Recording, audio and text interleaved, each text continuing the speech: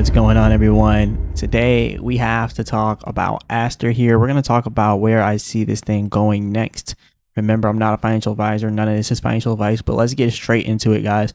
So we are down 9.9%, well, 9.8% in the last 24 hours with ASTER, 35% in the last 7 days, 23.5% in the last 14 days, and you can see the volume's at 1.7 billion, so we're still doing good there.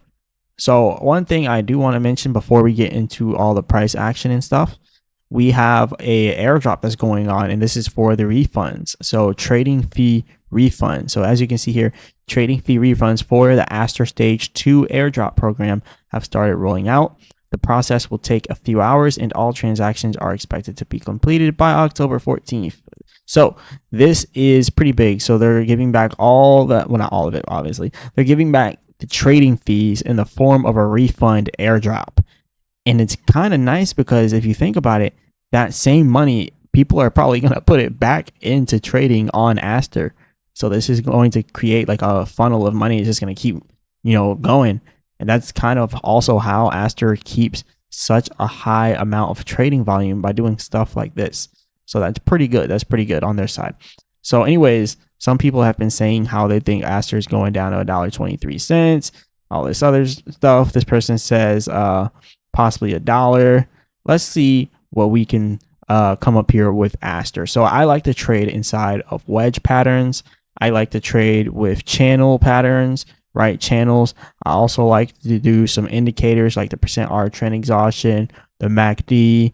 I like to put the Fibonacci retracement on there, and I like to have micro and macro support and resistance lines. That's these white lines here. But when you put it all together, it kind of gives you an idea of where we're going next. So what we are seeing right now here inside of ASTER is this channel right here. We're going in this down channel, right? So what you see right here, this is called a bullish symmetrical triangle, and that is usually a bullish pattern. It actually breaks out to the upside. But the reason this bullish symmetrical triangle broke down to the downside was because of the whole thing with Donald Trump in China. And then he just randomly says, oh, no, nothing's wrong. Don't worry about it. So, that's why we went down, because, he pretty much dropped the market all the way down. Everybody's been talking about it, so I really don't have to regurgitate what everybody else is saying. But, you get the drift. Insider trading, right? So they crashed the market.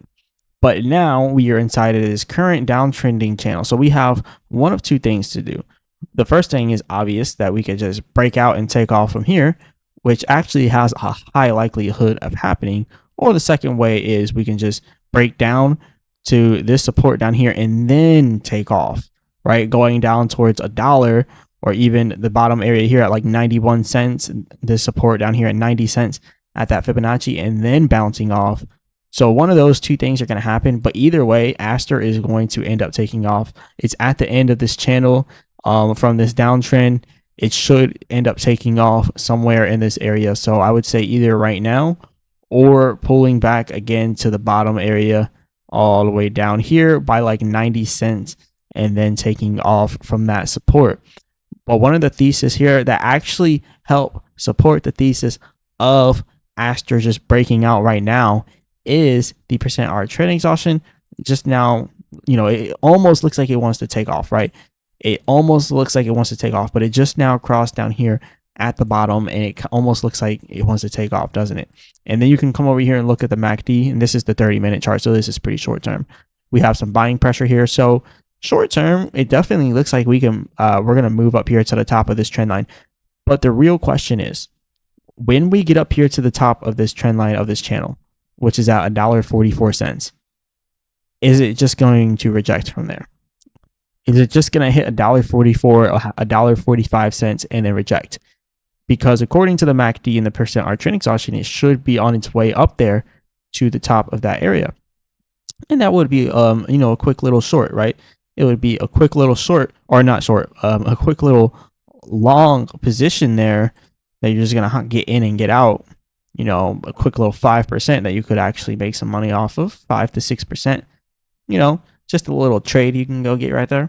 But is it going to break out? That's the real question. And what I really am paying attention to is down here. So me personally, if I were to buy in on Aster, I really don't want to buy in right here. I want it to pull back so we can come down to 90 cents. And I feel like this is going to really scare everyone in the market. And I've really been feeling like we are primed for another breakout to the downside. I feel like we're going to crash again to the downside. I know not everyone's going to believe me on that. And I don't know. I just feel like they're not done yet. And I feel like this channel right here could suffer one more drop down and then a breakout. But I don't know. You guys let me know in the comments what you think. Do you think that we can break down here on this channel? Or do you think we're just going to take off right now? Because it's one of those two things. We either break down to 90 cents, take off, or we take off down. So when we take off, let's talk about where we are going to take off to. So obviously, the first thing that we have up here will be that when we finally actually get out of the channel, we have to try to get past $1.50. Obviously, if we're breaking out on the upside, that's going to be extremely easy for us. Maybe you see it do something like this, pull back, and then take off to like here or up to this Fibonacci, do something like this, take off to the Fibonacci, do something like this, take off, right? And usually it's not like straight up like that. But, you know, after this last drop that I think that we're going to do, it could do some huge pumps actually. So what we're looking for is about $2.35. After we break out from here, that's going to be the first pump that I believe that we're going to have before the next somewhat of a decent pullback. So like once we break out, I think we're going to, you know, have a nice little pump up here and then a decent little pullback and then, you know, continue to break out from there. That's just what I think personally. Let me know what you guys think is going to go out here. But either way, I don't see us pulling back too far from where we are now. Again, I only see it coming down here to 90 cents and then a breakout. If we even pull back down to 90 cents, you know, we could just break out now, but we'll see. We'll see. It's definitely looking like it's coming in our favor. But also on the hourly chart, you can see some other stuff here. So on the hourly chart, the MACD does look like we're getting a little bit more buying pressure that's starting to come in.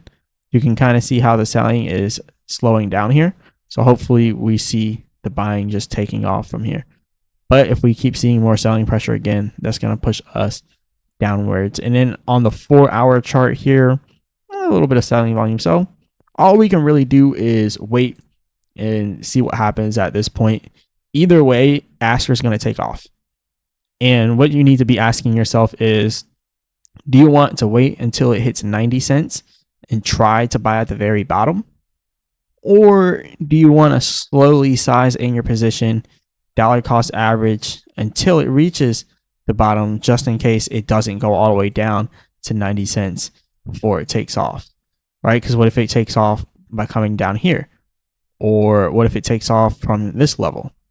You know, you would miss it if you're waiting for 90 cents specifically. So it could be a good idea, you know, if you're putting in $1,000 to maybe say put in 100 here, let it pull back. Put in 100 here, let it pull back. Put in 100 here, and then if it keeps pulling back, another 100.